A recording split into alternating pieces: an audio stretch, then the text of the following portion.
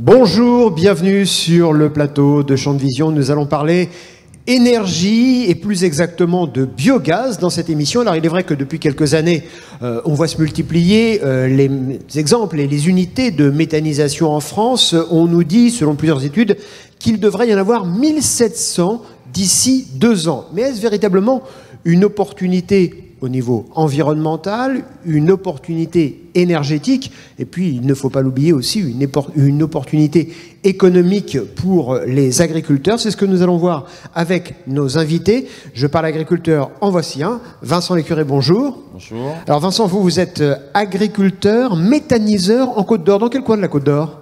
Alors, notre structure est à 15 km au nord de Dijon. Donc on se situe entre la région plaine de la Côte d'Or et les plateaux à sol superficiel. Et alors, rapidement, une unité de méthanisation chez vous, c'est quelle forme, quel volume? Alors nous, on est sur une structure en injection à 110 normomètres cubes heure, donc qui demande environ 10 à 12 000 tonnes de matière annuelle. Alors, à côté de vous, Mathieu Descoeurs. Bonjour Mathieu. Bonjour. Alors, vous êtes le monsieur méthanisation de la coopérative Ceresia. Alors, tout d'abord, pour constituer Ceresia, votre champ d'activité, c'est quelle région? Ceresia, c'est 250 km autour de Reims à peu près. Donc, vous êtes le régional de l'étape, on va dire ça comme ça? On va dire ça comme ça, effectivement. Voilà, donc je suis responsable des projets de développement et donc de la méthanisation sur cette région. Et il y a longtemps que vous êtes en charge du développement chez Ceresia? Donc ça fait déjà 3 ans, oui. Et vous diriez quoi? Que c'est effectivement quelque chose qui va encore prendre de l'ampleur dans l'avenir?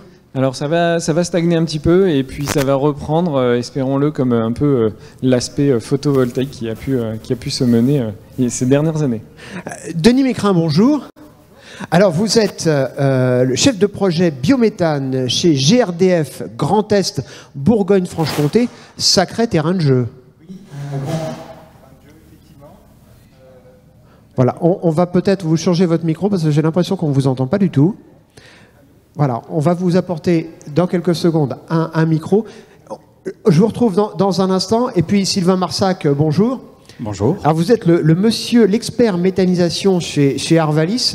La méthanisation, c'est aujourd'hui quelque chose d'important pour Arvalis? La méthanisation en soi, oui, c'est peut-être une forme de gagner en résilience, c'est-à-dire en adaptation des exploitations. Mais c'est pas que la méthanisation, c'est quelle production on peut faire, pour quel intérêt technique, économique et environnemental. Et alors, Denis Mécrin, on a changé de micro, ça y est, on vous retrouve. Donc, je disais, le chef de projet biométhane GRDF Grand Est Bourgogne-Franche-Comté, un énorme terrain de jeu parce que là, il y a un vrai potentiel. Oui, il y a un vrai potentiel. Alors, vous savez ce que vous allez faire? Vous allez enlever votre main, vous allez prendre ici le micro, voilà. Comme ça, on vous entendra. Ça ira mieux. Vous m'entendez?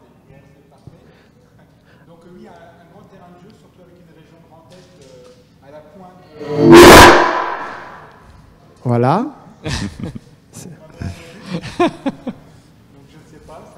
Voilà, on va continuer comme ça, voilà. Décidément, je crois que c'est la chaleur qui fait bugger les micros aujourd'hui. Voilà, et dites-moi si on vous... Décidément, on a un problème.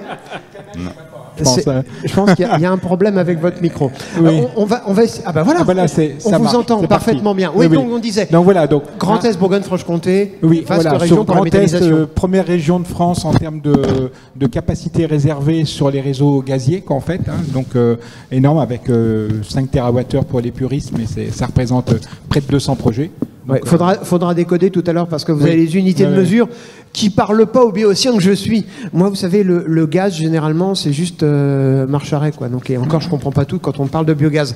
Je voudrais tout d'abord que, justement, qu'on fasse un petit point sur la situation aujourd'hui. Je disais tout à l'heure, 1700 unités de méthanisation d'ici 2 ans en France.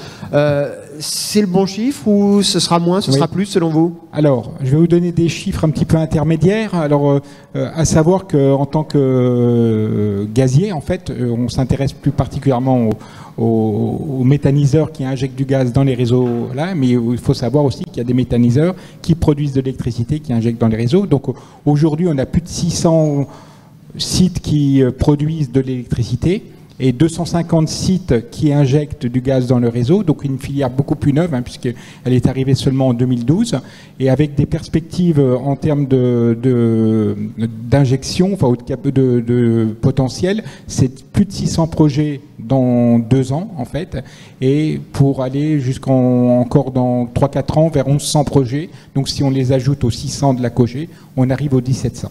Et alors qu'est-ce qui fait qu'aujourd'hui GRDF se soit lancé dans cette aventure? Parce que c'est pas vous faire injure de dire que le biogaz c'était pas votre job au départ. Au départ, non. Alors il faut savoir que GRDF est aussi une entreprise de service public, donc pour lequel on a un mandat aussi des pouvoirs publics qui nous demande de verdir nos réseaux, à l'occurrence de 10% de gaz vert en 2030. Et donc pour cela, on est un acteur de la filière méthanisation pour faciliter, pour trouver des solutions aussi bien sur nos réseaux que sur le développement de la filière. Alors Mathieu et Vincent, je disais en ouverture d'émission que intérêt pour l'agriculteur, intérêt en termes environnemental, intérêt économique. Est-ce que c'est aussi merveilleux que je viens de le décrire, Vincent? Alors, bon, nous, le projet est récent, mais dans ce qu'on voit déjà depuis la première année, c'est qu'agronomiquement, on va arriver, nous, à allonger nos rotations avec des nouvelles cultures et on va être moins dépendant des engrais chimiques et des produits phyto. C'est-à-dire, expliquez-moi ça, comment vous y arrivez? Parce que, en fait, la cive, une fois qu'elle a été donc digérée pour produire le biogaz, elle va nous générer pour nous un fertilisant naturel. Vu que tous les éléments minéraux dans les cives, on les répand ensuite dans les parcelles. Et donc, une fois que la machine est lancée, on arrive à être autonome pour fertiliser nos cives avec le retour de digestat sur les parcelles. Alors, les cives, on va en reparler dans un instant. Mathieu, pour les adhérents de votre coopérative, de Ceresia, c'est quoi l'intérêt aujourd'hui? Et est-ce que vous sentez comme un engouement chez l'agriculteur adhérent de la COP Ceresia de se lancer dans cette aventure? Oui, tout à fait. C'est vraiment une diversification, comme disait monsieur. C'est une diversification de la ferme, c'est une diversification qui a un business plan qui peut s'étaler effectivement sur 15 ans. Donc on a une vision sur 15 ans sur un projet de méthanisation. On a une fertilisation qui sort du digestat, qui est importante et dont on va parler très certainement après, dont parlait monsieur, qu'on remet sur les cives après les cives. Donc effectivement, il y a tout un aspect circulaire des choses qui fait qu'il y a un engouement, il y a eu un engouement, je vais dire, et puis il y a un engouement certain aujourd'hui sur la méthanisation, tant au niveau économique qu'environnemental. On parle aussi de bilan carbone. Là, le bilan carbone d'un méthaniseur est plutôt bon aussi également. Donc c'est des choses qui sont effectivement à regarder. Et surtout, les agriculteurs de Ceresia en fait en ont vu une opportunité, et une opportunité bonne dans la diversification de leur ferme. Alors, Sylvain Marsac, on parle beaucoup de cives. Alors moi qui suis gourmet, cuisinier, pour moi les cives c'est un truc qui se mange, notamment avec un rôti. Mais je suppose que c'est pas ça les cives qu'on met dans le méthaniseur. Non, vous risqueriez d'être déçu. Il en faudrait beaucoup, je pense, pour remplir un méthaniseur. Oui, tout à fait. De toute façon, pour remplir un méthaniseur, il faut beaucoup de cives. Alors, c'est quoi les cives? Les cives, ce sont des cultures intermédiaires à vocation énergétique. Donc, c'est qu'un acronyme. Ça veut dire quoi? C'est une culture qui vient entre deux cultures alimentaires. L'objectif de ces cives, c'est de produire de la biomasse en limitant l'impact que l'on peut avoir sur des cultures alimentaires. On va parler d'une séquence de 3 cultures en 2 ans. Je fais 3 cultures en 2 ans, 2 pour les filières existantes et une biomasse intermédiaire pour l'énergie, pour des unités de méthanisation. Au même moment? Non, comment ça se passe concrètement? On les enchaîne, on les fait pas au même moment, on les enchaîne. Et donc ça peut être très différent d'une région à l'autre, et même au sein d'une région, en fonction des rotations de culture, on peut avoir différentes cives. Alors justement, en Côte d'Or, vous faites quoi? Vous plantez quoi? Et à quel moment? Alors nous, en Côte d'Or, sur notre structure, on a des sols plutôt à petit potentiel. Et la cive qui va bien chez nous, c'est le seigle fourragé, qui a un cycle de 7-8 mois. Et donc, 80% de notre ration dans le méthaniseur est essentiellement composé de seigle. Et sinon, on fait un peu de sorgho fourragé en cives d'été. Alors, on le verra peut-être. On a les cives d'hiver à cycle long et les cives d'été à cycle court, en fonction de la rotation qu'on a sur l'exploitation. Et alors, justement, pardonnez cette question qui peut vous paraître stupide ou en tout cas innocente, mais cives d'été, cives d'hiver, est-ce que, une fois que c'est passé dans le méthaniseur, ça change quelque chose? Non, en fait, c'est juste... Il n'y a pas une baisse de rendement ou une baisse de gaz? C'est juste en fait la notion de durée des espèces. Pour fabriquer sa biomasse, il y a des espèces qui produisent très vite en cycle court, donc c'est les cives qu'on fait l'été, et les cives d'hiver qui font un petit peu plus de biomasse sur un cycle plus long. Et on adapte ces cives en fonction de la rotation de l'exploitation. En fait. Et est-ce que c'est très contraignant pour un agriculteur de passer à ce système de culture de cives? Non, c'est pas alors c'est contraignant en termes de temps. Donc nous, on a un apprenti supplémentaire. On prévoit d'embaucher une personne supplémentaire. Ça va créer de l'emploi parce que c'est un nouveau métier. On utilise toute l'année la production en fait, alors qu'avant on avait des périodes où le sol n'était pas occupé par les cultures. Et alors que là, il est utilisé toute l'année par des cultures. Et alors, je me retourne vers vous, Denis. En fonction de ce qui est mis dans le méthaniseur, est-ce que vous, au bout du tuyau, vous voyez une différence? Ah non, pas du tout. Non, le gaz est le même. Le gaz produit, donc le biométhane produit, a les mêmes caractéristiques que celui du gaz naturel qu'on utilise pour tous les usages domestiques ou transport maintenant. Et donc, effectivement, on ne voit pas la différence. La différence, elle se fait essentiellement dans le dimensionnement de l'installation qui est en amont, en fait. Et ce qu'il faut dire, c'est que chez nous, en fonction de la région, on n'a pas du tout les mêmes typologies de projets. Par exemple, d'un département à l'autre. Entre la Bourgogne-Franche-Comté et le Grand Est. Même en Bourgogne-Franche-Comté, il y a des différences, tout comme en Grand Est. Ici, sur Champagne-Ardenne, même, il y a encore des différences. On a la Marne et l'Aube qui sont plutôt céréaliers, et puis on a les Ardennes, notamment le nord des Ardennes, et une grosse partie de la Haute-Marne qui est plutôt en polyculture élevage. Donc on retrouve une mixité d'intrants en fonction des sites où on se trouve, quoi. Et alors, Mathieu, comment ça se passe quand un adhérent de votre coopérative vient vous voir en disant tiens, je suis convaincu, je veux me lancer dans cette aventure. Il y a un accompagnement, vous le conseillez, vous organisez, j'allais dire, après le switch entre vous, l'exploitation, et puis le réseau de GRDF? Tout à fait, donc il y a plusieurs piliers à la méthanisation. On va regarder où est le tuyau de gaz, effectivement, avec GRDF, avec GRT Gaz, pour savoir où s'implanter. Où s'implanter, c'est important, puisque il y a un aspect dimension. Il y a un aspect dimension au niveau des distances des exploitations. Donc on va accompagner cet agriculteur qui va venir nous voir, et très vite on va lui dire est-ce que tu es prêt à partir tout seul ou avec plusieurs, c'est-à-dire deux ou trois agriculteurs. Donc ça veut dire que ça va être des grosses fermes, et il va y avoir une capacité à venir mettre effectivement des terres sur des cives qui vont être importantes, ou d'aller un petit peu plus loin et de dire est-ce qu'on ne peut pas aller chercher par exemple une dizaine de fermes et faire un petit peu un plus gros projet, on va dire, un plus gros projet qui va permettre d'évaluer les risques et de diminuer les risques de la diversification sur les fermes. Un projet rentable aujourd'hui, c'est un projet de quelle dimension? Ça se calcule pas vraiment comme ça. Je pense que il peut être rentable. Il peut être rentable à 1. En tout cas pour l'injection, quoi. En fait, il est rentable. À une vingtaine même à 10 tonnes par jour, 10 tonnes ou 20 tonnes par jour. C'est-à-dire c'est une capacité c'est des chiffres qui disent peut-être pas grand-chose en public, mais c'est à partir de 60 mètres cubes heure de production de biométhane, et il est rentable, quoi. Alors, Vincent, vous, ça se passe comment chez vous? Vous me disiez, vous étiez avec un associé. Votre structure, c'est la dimension de la structure de méthanisation? Alors nous, le projet de méta, il a abouti après plusieurs phases dans notre structure. En fait, c'est une structure, nous on est 6 associés, donc ça fait 10 ans qu'on a travaillé à se regrouper, donc 6 copains, on va dire. On a structuré une exploitation agricole qui représente aujourd'hui environ 1000 hectares.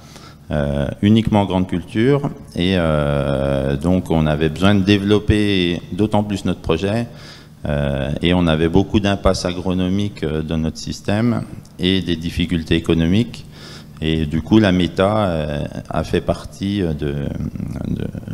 de cette diversification qui nous rend service sur tous les problèmes qu'on avait auparavant.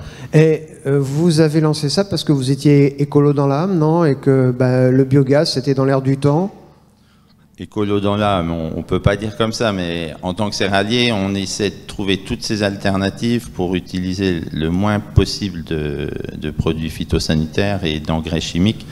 Et la méta est une des solutions qui permet de résoudre ces problèmes. On s'était posé la question à ramener de l'élevage, sauf qu'on est des céréaliers, on n'est pas éleveurs.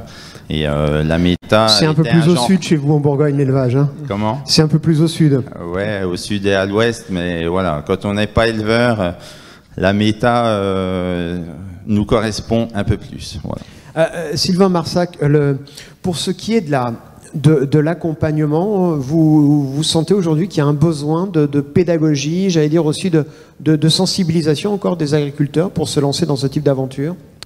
Ah oui, bien sûr, puisque comme ils l'ont dit, on reconstruit des systèmes de culture pour s'adapter aux spécificités de chacune des régions, comme le disait Vincent, à certains types de sols, à certaines rotations. Il disait qu'ils avaient allongé les rotations, je suppose que c'est pareil pour Cérésia. Donc oui, il y a besoin de cet accompagnement pour savoir quelles sont les meilleures espèces où, comment on peut les produire, avec quel itinéraire technique pour utiliser le moins possible d'intrants, pour avoir un bilan à la fois économique et environnemental qui soit le plus important possible. Oui, il y a des sollicitations des agriculteurs, puisqu'on ne connaît pas, ce sont des choses un petit peu nouvelles, et c'est pour ça qu'on mène pas mal de recherches sur le sujet. Et alors, est-ce qu'il y a des problèmes techniques? Est-ce qu'il y a des impasses? Est-ce qu'il y a, par exemple, sur certains projets, vous dites aux concurrents, aux futurs agriculteurs, bah non, ça ne marchera pas? Alors oui, on est capable de le dire quand il faut pas prendre Je pense que c'est surtout une gestion des risques. Il y a plein d'intérêts, mais c'est quelque chose qui est relativement risqué. C'est consommateur de temps, et il y a une très forte variabilité de production. Vous imaginez, on passe de faire une production par an à faire 3 productions en 2 ans. Donc il y a des risques climatiques, il faut s'adapter à des pressions de maladies, de ravageurs, etc. Donc il faut arriver à gérer ces risques et faire les bons choix pour savoir dans quelle rotation, dans des zones de colza blé orge, on ne peut pas faire de cive, il va falloir changer la rotation. Comment je la change? Quelle espèce je mets pour minimiser les contraintes que je peux avoir?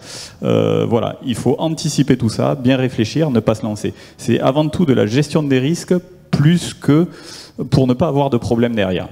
Oui, ce qu'il faut bien qu'on comprenne aussi, et que ceux qui nous regardent comprennent, c'est que c'est pas la méthanisation, c'est pas la poubelle, quoi. Hein. C'est ce qu'on met dans le méthaniseur, c'est quand même des choses qui ont été prévues pour, cultivées pour. Alors, le modèle de méthanisation en France, mais je laisserai Denis compléter, hein, c'est la priorité en France, c'est avant tout de valoriser de ce qu'on appelle des biodéchets. Donc ça peut être des déchets verts, ça peut être des déchets d'industrie agroalimentaire, ça peut être plein de coproduits aussi. Des coproduits ne sont pas des déchets, ça peut être des résidus de taille de tonte, des déchets verts. C'est tous les effluents d'élevage des exploitations agricoles qui apportent les bactéries méthanogènes. Et ensuite, oui, quand on veut réussir un projet, pour qu'une culture intermédiaire fonctionne bien, il faut la soigner, presque comme une culture classique. On va adapter l'itinéraire technique, mais oui, c'est des choses qui sont raisonnées. Et Denis, chez GRDF, vous accompagnez aussi, vous, et sous quelle forme les agriculteurs qui sont quelque part vos fournisseurs? Oui, alors on les accompagne plutôt dans le conseil. Hein. On n'est pas là pour se substituer à des bureaux d'études qui sont beaucoup plus compétents que nous. Mais on est plutôt là puisqu'on a aussi un regard national, on voit ce qui marche et ce qui ne marche pas. Donc on les conseille, on les accompagne à la fois sur la gouvernance, sur leur indépendance aux intrants, en fait, ne pas dépendre d'achats de matières, etc. Et puis, naturellement, on les conseille sur tout ce qui est autour acceptabilité aussi, puisque c'est un sujet qu'il ne faut pas négliger. En fait, on va en reparler justement de l'acceptabilité des unités de méthanisation, mais je voudrais d'abord qu'on parle un petit peu argent. Ça a été un gros investissement pour vous en Côte d'Or, Vincent? Oui, alors c'est vrai que c'est un des inconvénients. Le chèque, il est de combien? Alors nous, la structure, c'est une structure à 5 millions d'euros. Donc c'est vrai que c'est des chiffres que nous, agriculteurs, on n'est pas trop habitués, c'est niveau d'investissement. Ça fait un sacré chèque à signer. Il faut être copain avec son banquier, là. Hein. Voilà, c'est ça. Après, la rentabilité aujourd'hui est quand même intéressante. C'était le deuxième volet qu'on recherchait parce qu'on avait, dans nos zones intermédiaires à faible potentiel, c'était pas évident de dégager des marges confortables. Et la production de gaz nous aide économiquement et à trouver ces solutions agronomiques en parallèle. Donc c'est doublement rentable pour nous. Et un investissement donc à 5 millions d'euros, votre unité de méthanisation, elle sera, j'allais dire, pas remboursée, mais rentable à partir de quand? C'est un retour sur investissement d'environ 10 ans, 10-11 ans. Là, on a un prix de gaz garanti sur 15 ans. Donc voilà, ça reste un projet jusqu'alors économiquement viable pour notre structure agricole. Et Mathieu, chez vous, dans la région de Reims, il y en a beaucoup, là, des agriculteurs qui peuvent trouver chez leur banquier 5 millions pour une unité de méthanisation, ou il y en a peut-être des moins chères et des plus petites. Alors je vais plutôt aller dans l'autre sens. Je vais dire qu'il y en a des plus chères et des plus grosses. Ça peut monter jusqu'à combien? Donc voilà, c'est l'aspect économique, il est là aussi. L'aspect de dire on fait une collective, donc ça veut dire qu'on est 10, 20, 30 agriculteurs ensemble. Donc du coup c'est plus 5 millions d'euros, mais c'est plutôt entre 10 et 20 millions d'euros. Donc effectivement la capacité financière de 10 ou 20 agriculteurs ou 30 agriculteurs est plus importante.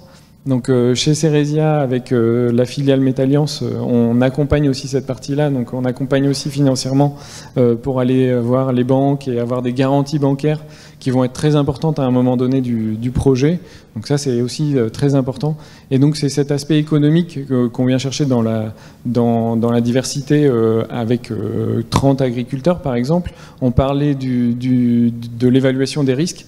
Les risques sur une ferme de mettre 100% de ses cultures, c'est très important. Par contre, quand on est 10, 20, 30, qu'on vient mettre 30 hectares chacun et que ça représente que 10, 20, 30% de notre ferme, là, ça va être une vraie diversification. Et l'analyse de risque sur le projet et sur la ferme est bonne. Et donc là, les banques suivent un petit peu plus les gros investissements.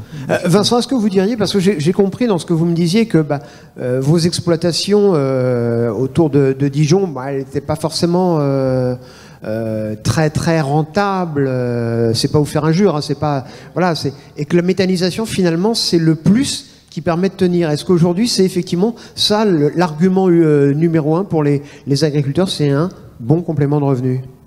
Alors, c'est pas l'argument numéro 1, mais ça fait partie des objectifs. Après, autour de Dijon, on a des exploitations qui sont uniquement au secteur plaine, qui ont un petit peu plus de facilité que nous pour faire des rotations longues, avec des rendements un peu plus élevés. On est en plein dans la zone intermédiaire, donc nous, dans notre partie plutôt à faible potentiel, l'argument économique n'est pas à négliger parce qu'on ne trouvait plus de solution pour amener de la rentabilité. L'aspect qui nous retient, nous, le plus et qui nous a motivés, c'est l'aspect vraiment agronomique parce qu'on était à des impasses techniques dans nos rotations courtes. N'ayant pas les capacités de faire des rotations plus longues avec des cultures d'été. Alors, en regardant votre exploitation, je dirais, ou le groupe que vous avez créé autour de la méthanisation, je dirais, pour plagier la Française des Jeux, c'est une chance au grattage, une chance au tirage, parce que vous vendez le gaz à Monsieur Méchain, à GRDF, et puis en même temps, finalement, ce qu'il y a dans la machine, vous le réutilisez dans vos champs. Donc finalement, là, vous faites des économies. Alors voilà, on fait des économies. Après, c'est 10 ans de construction, parce que pour faire un projet comme le nôtre, il faut se regrouper. Donc c'est un projet qui a duré 10 ans pour bien se connaître, s'accepter. Les relations humaines, quand on travaille à plusieurs, c'est le premier facteur qui, des fois, se passe mal. Donc une fois qu'on a créé notre structure solide de 6 copains où on se comprend, on a cherché à développer au-delà et ce projet, oui, va nous amener réellement des solutions agronomique et de revenus pour notre exploitation. Par exemple, ce que vous utilisez dans vos champs ensuite, ça vous fait économiser combien par rapport à l'utilisation de produits phytopharmaceutiques? J'ai encore pas beaucoup de recul, parce que j'avoue que nous, on n'est encore pas épandu de Digesta, là, parce qu'on n'injecte que depuis un mois. Mais comme ça, à la louche, je pense qu'on va gagner 10-15% sur mes achats d'appro chimiques. Alors peut-être qu'il y a des chiffres plus précis, mais j'ai pas beaucoup de recul. Ça peut aller plus loin, je pense. Oui.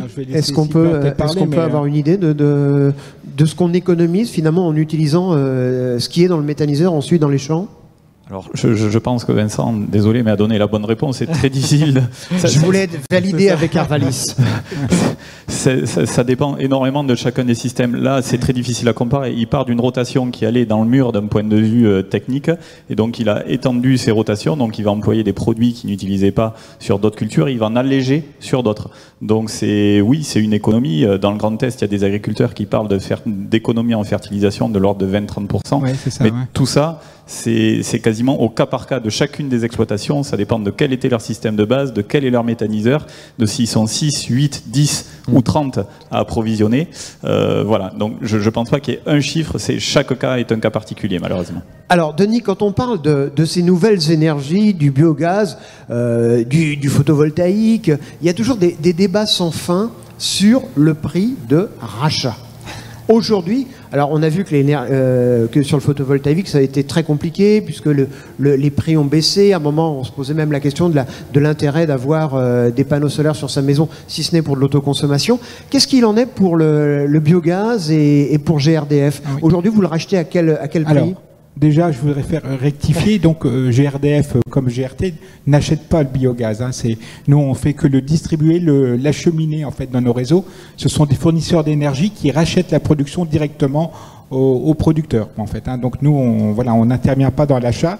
Mais il est vrai que 2020 a connu un vrai virage en termes de mécanisme de soutien du tarif d'achat, puisque ça a été modifié en novembre dernier avec on va dire une baisse quand même assez significative des tarifs d'achat, avec un privilège donné aux sites de méthanisation utilisant des déchets d'élevage et aussi orienté plutôt vers les petits projets, puisque maintenant, dès qu'on dépasse 300 normomètres cubes, on ne bénéficie plus d'un tarif, on va dire, tel qu'il est décrit. Mais pour ça, les pouvoirs publics ont donc modifié ce tarif d'achat, à la fois pour être en conformité avec la PPE, donc la programmation pluriannuelle de l'énergie, qui fixe un objectif de 22 TWh en 2028. Actuellement, nous les avons réservés, si vous voulez, c'est déjà ces TWh. Donc, effectivement, ils ont commencé un peu à regarder un petit peu, à diminuer ces tarifs d'achat. Il faut quand même signaler que les tarifs tels qu'ils ont été jusqu'à maintenant, ça représente une enveloppe de 9,7 milliards d'euros que l'État va distribuer aux producteurs jusqu'à 2028. Et donc les nouveaux mécanismes, c'est vrai que ça a mis un petit peu un coup de frein à la filière, mais ça nécessite que la filière s'adapte, puisque quand on discute avec beaucoup de constructeurs, avec certains bureaux d'études, on trouve encore de la rentabilité sur le projet, mais il va falloir revoir un petit peu à la fois dans la conception, dans le financement de ces projets, pour retrouver de la rentabilité, retrouver des leviers techniques et financiers, pour retrouver cette rentabilité. Et donc c'est tout le travail que l'on fait actuellement avec la filière pour justement trouver un nouvel élan pour que de nouveaux projets émergent dès l'année prochaine. Alors justement, Mathieu, ça se passe comment chez Ceresia? Parce qu'effectivement, avec cette nouvelle donne, on doit s'adapter, on doit refaire ses calculs, refaire ses projets. Tout à fait. En fait, il y a le syndrome photovoltaïque derrière ça, on va dire. Dans le photovoltaïque, il y a 10-20 ans, le panneau valait 3, et puis c'était très subventionné par l'État.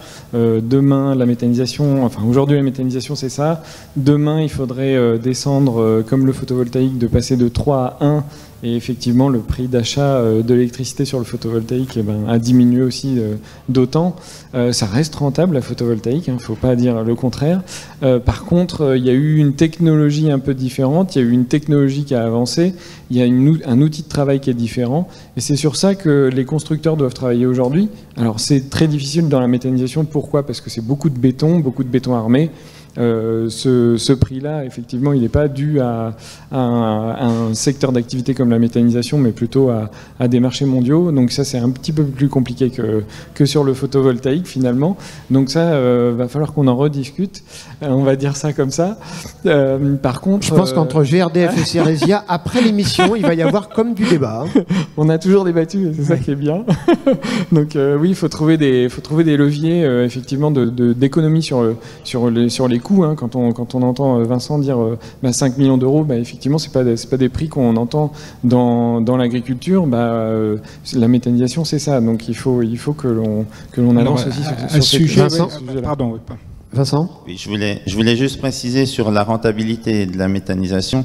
Faut la prendre sur l'ensemble de la rentabilité de l'exploitation, parce que certes, la méthanisation est peut-être plus rentable que de faire des productions classiques, mais elle nous permet justement de compenser les cultures d'été que nous, on n'arrive pas à faire, qui nous rendent service agronomiquement, mais qui économiquement sont pas rentables. Donc je pense aux légumineuses, je pense aux cultures d'été qui allongent nos rotations, mais qui jusqu'alors, nous, on n'arrive pas à les faire parce qu'on fait des marges déficitaires chaque année, chaque fois qu'on se lance dedans. Et du coup, on se sert de ce revenu intéressant de la méta pour derrière faire ces cultures agronomiquement intéressantes et qui économiquement c'est compensé par... donc du coup, il y a une partie de ce revenu de la méta qui part dans ces cultures qui nous rapportent rien mais qui nous rendent de grands services agronomiques. Ça compense. Voilà. Denis, vous vouliez rajouter? Oui, je voulais rajouter effectivement qu'on prend part aussi aux efforts, puisque je peux l'annoncer, à partir du 1er juillet, on va baisser de 12% notre prestation de redevance de poste, donc ça ira dans le sens de l'amélioration. On peut dire aussi que grâce au droit à l'injection, qui est dérivé d'une loi en fait, c'est que ça nous permet d'investir dans des réseaux pour permettre à des porteurs de projets de venir se raccorder de plus en plus loin et éventuellement de prévoir des systèmes de compression rebours qui renvoient les surplus de biométhane dans d'autres réseaux plus conséquents. Donc tout ça, c'est en cours. Et puis ce qu'on a appris ce matin aussi, c'est tout neuf en fait, c'est que le gouvernement vient de déposer un amendement dans la loi climat et résilience pour mettre en place un nouveau dispositif de complément d'achat qui s'appelle certificat de production de biométhane et qui va être un mécanisme parallèle au tarif d'achat actuel qui va permettre aussi un nouvel essor, je pense, de la méthanisation demain, quoi. Alors moi, je voudrais qu'on aborde aussi des sujets qui fâchent. C'est vrai que avant de préparer cette émission, j'ai regardé un petit peu des reportages chez certains de mes confrères de chaînes d'infos notamment, qui parlaient de méthanisation. Et à chaque fois qu'on parle de méthanisation, on nous parle de pollution olfactive. Alors, Vincent, regardez-moi droit dans les yeux. Est-ce que, pour parler vulgairement, ça pue chez vous en Côte d'Or quand le méthaniseur est en marche? Franchement. Non, alors, nous, ça ne doit pas sentir. Alors, il peut y avoir certaines périodes, quand on fait la période d'ensilage, ou quand on a des problèmes de fermentation dans le tas, il peut y avoir quelques périodes où il y a des odeurs, voilà. Mais ça, normalement, on arrive à les réguler rapidement, et c'est des projets qui ils sont acceptés. Alors forcément, il ne faut pas les mettre à 50 mètres des habitations. Non, mais vous êtes près de Dijon quand même, et oui, j'allais dire, l'agglomération s'étend toujours un peu plus. Oui, c'est vrai. Mais aujourd'hui, c'est un procédé qui ne doit pas faire d'odeur. Si ça sent, c'est parce qu'il y a des petits accidents ponctuels qui normalement sont résolus dans les jours qui viennent, quoi. Alors Sylvain, il y a un vrai problème d'acceptabilité de la méthanisation aujourd'hui, chez les citoyens consommateurs. Alors, oui, très certainement. Mais sauf si on leur dit que dans leur autobus, il y a du biogaz, ça ira très bien, mais s'il y a une unité de méthanisation à côté de chez eux, ça pose un problème. Oui, c'est comme une éolienne, c'est comme quelque chose comme ça. Tout ce qui est nouveau, c'est bien, mais pas chez moi. Alors comment on fait pour rendre ça acceptable? Alors je pense qu'il faut avant tout bien communiquer à la base et très en amont des projets sur la structure, montrer les intérêts qu'il y a, ne pas cacher les risques aussi. Comme le disait Vincent, les problèmes d'odeur, la méthanisation, c'est quelque chose qui se passe en milieu fermé, donc ça sent pas. C'est le stockage des matières premières qui lui peut sentir, mais c'est un ensilage qui sent comme dans un élevage. Mais donc il y a tout un aspect de communication et donc il y a des procédés, il y a des recommandations, il y a des structures qui sont là pour aider les agriculteurs à accompagner les projets et bien communiquer. Comment ça se passe de par chez vous, chez Ceresia? Parce qu'effectivement, on a bien compris, vous faites du soutien avec les agriculteurs, que vous accompagnez dans le projet, mais les gens autour, vous allez les voir aussi en disant on va vous installer une unité de méthanisation. C'est exactement ce que vous disiez. Il faut de l'acceptabilité et il faut le faire en amont. Il faut le faire avant même de déposer les dossiers en préfecture, en mairie. Il faut vraiment aller voir les maires en premier. Se dire que effectivement les acteurs locaux, il faut les inclure dedans. Il faut inclure la population. En incluant la population, finalement, on dit on va aller faire des enquêtes publiques, des réunions publiques pour expliquer effectivement qu'est-ce que c'est la méthanisation, pourquoi ça va pas puer, pourquoi est-ce que je vais bien gérer mes intrants, et si effectivement, je vais revenir sur l'aspect olfactif, mais si ça sent après la digestion, ça veut dire qu'on va perdre des euros aussi. Hein. Il faut y penser économiquement. C'est-à-dire si ça sent, ça veut dire qu'on n'a pas fait la digestion totale du digestat, et donc du coup, là, on a un petit loupé de biologie à l'intérieur, et donc ça veut dire qu'il faut régler. Donc je pense que c'est ce que voulait dire Vincent actuellement là, c'est de dire si ça sent après, ça veut dire que on n'a pas digéré totalement la matière, et donc pas tirer la plus grande part économique du système. Donc effectivement, l'acceptabilité, si on en revient, chez nous, on a des gros projets. Donc effectivement, qui dit gros projet dit, je vais pas dire gros problème, mais grande efficacité dans la communication. Et donc grande efficacité dans la communication, ça veut dire qu'il faut le prendre en amont et il faut bien expliquer aux personnes.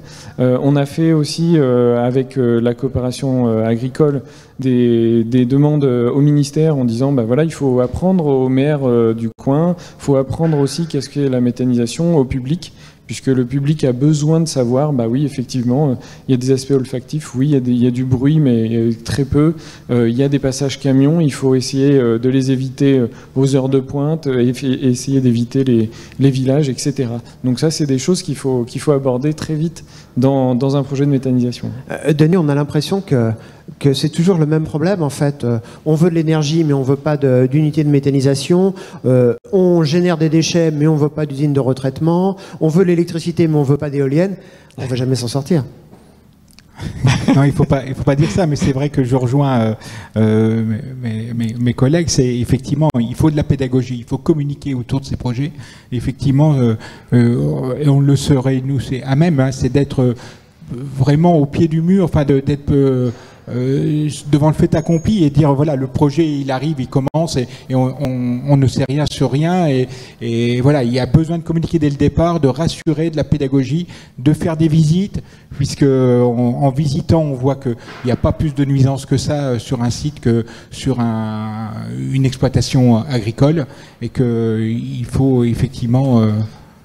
Vincent, vous faites visiter votre exploitation, ou en tout cas les gens qui veulent s'informer, vous les recevez volontiers? Alors, on a commencé des visites, alors surtout le village qui a accueilli l'unité. On va essayer de déployer. Ça prend beaucoup de temps, cette communication, pour expliquer, mais on est obligé de passer par là parce que il y a tellement de préjugés, et aujourd'hui avec les réseaux sociaux, il y a tellement d'erreurs diffusées et tellement vite partagées que nous, on aura tout intérêt à passer du temps à communiquer auprès des consommateurs qui sont autour de notre projet, plutôt que de laisser faire certaines mauvaises communications. Et pour revenir sur les nuisances, si je gérais tout en chimique, pour fertiliser 1 hectare, il me faut 500 kg d'engrais chimiques. Si je fertilise avec mon digesta naturel, il me faut 60 tonnes. Donc forcément, la logistique de camions ou de bennes ou de citernes, elle a un impact sur le trafic. Mais à un moment donné, les gens, il faut qu'ils choisissent s'ils veulent qu'on s'adapte à leurs besoins de faire du plus naturel, avec ces contraintes de logistique, par exemple, ou si ils veulent qu'on continue avec du chimique, auquel cas on fait moins de transport, ça va plus vite, mais on met du chimique. Sylvain, il y a quelque chose qui marque aussi les personnes qui ont été voir déjà des unités de méthanisation, c'est le digesta quand il sort de la machine, quand il va être, par exemple, épandu et réparti dans les champs, ça sent rien. Non, ça sent rien. En effet, c'est ce qui est le plus surprenant d'ailleurs pour les gens qui visitent une unité pour la première fois. Oui, ça peut surprendre, mais c'est justement tout le processus qu'il y a eu, et c'est ce que disait le collègue de Ceredia. S'il y a des odeurs, c'est que le processus de méthanisation n'est pas allé jusqu'au bout et qui continue à fermenter et à dégager différents gaz, de l'ammoniac, etc. Après, pour ne pas qu'il y ait ces nuisances olfactives et également avoir la meilleure efficience d'apport de ces digestats, il y a des recommandations pratiques pour les épandre, les enfouir et valoriser tout cet engrais naturel. Alors moi j'ai une question pour conclure cette émission. Il y a quelques années, quand on parlait des biocarburants, des agrocarburants, appelez ça comme vous voulez, se posait la question de savoir si on allait devoir choisir entre manger ou conduire. C'était notamment vrai pour une production qui est une production de la région ici, la betterave sucrière. On disait on n'aura plus de sucre dans notre café, par contre on pourra faire le plein de super. Est-ce que là, Denis, on va devoir choisir entre avoir du biogaz ou manger ? Non, pas du tout. Vraiment pas ? Vraiment pas ? Le modèle français, contraire du modèle allemand, en fait, il est basé sur la méthanisation ou le traitement plutôt des déchets, des biodéchets, comme on l'a dit, et des cultures intermédiaires. Donc, ne viennent pas en concurrence, donc des cultures alimentaires principales. Et il faut bien le dire. Alors, effectivement, on a une réglementation qui est assez stricte en France, c'est que on ne peut pas mettre plus de 15% de cultures dédié, c'est-à-dire alimentaire. Voilà, pas plus de 15% par an dans son méthaniseur. Et tout le reste doit être soit des déchets, soit des cultures intermédiaires. Sylvain ? Oui, alors pour compléter, déjà en France, c'est pas le cas, c'est quelques pourcents de la surface agricole française qui part en biocarburant, c'est pas comme dans d'autres pays.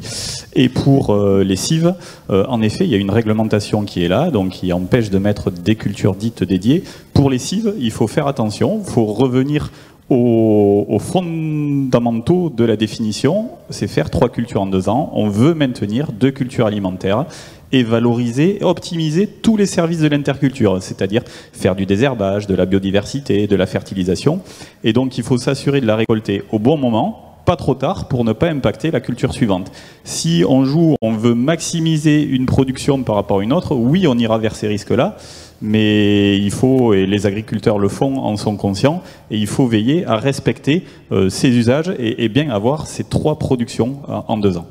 Mathieu, on va terminer avec vous. Imaginez que je sois un consommateur lambda et je vous retrouve dans votre bureau chez Ceresia et je dis essayez de me convaincre de l'intérêt de la méthanisation aujourd'hui, vous me diriez quoi ? La méthanisation, c'est quelque chose qui est vert, quelque chose qui est... c'est une activité qui est circulaire, qui est très locale. Et je vais pouvoir, par exemple, vous consommateurs, avoir une voiture au bio-GNV, par exemple, et je vais pouvoir rouler avec de la cive, des déchets qui sont faits par moi-même, et de rouler avec ce carburant-là. Donc effectivement, là, il y a un intérêt fort. Il y a un intérêt fort aussi de se déconnecter des grands gaz naturels, mais qui sont exportés des sols, et de se dire que je vais aller aider plutôt un agriculteur à consommer du gaz vert, plutôt que d'aller chercher un petit peu plus loin. Il va me faire encore la tronche, Denis, mais d'aller chercher un petit peu plus loin le gaz qui n'est pas issu de la méthanisation, mais qui est issu de l'extraction des sols. Ouais, finalement, ce sera pas mal parce qu'on arrivera peut-être plus à se poser la question, Denis, de savoir s'il y a un moment un jeu de cache-cache entre les Russes et les Ukrainiens et qui nous coupe le robinet de gaz. Oui, effectivement, nous, ce qu'on souhaite... On sécurise un peu nos approvisionnements. L'objectif, effectivement, c'est d'être le plus possible indépendant des énergies à la fois fossile et puis importé, quoi, en fait. Hein. Donc, effectivement, mais le russe, je vous rassure, le gaz russe n'est que à peu près un mix de 17% dans la consommation de France. Hein. Il vient plutôt de Norvège, le gaz français, quoi. Bon, ça va, on est très copains avec les Norvégiens. Merci, messieurs, d'avoir participé à cette émission. Je vous retrouve très bientôt ici sur le plateau de Champ de Vision. Et n'oubliez pas que l'agriculture du futur, elle s'écrit ici et maintenant. À bientôt. Merci.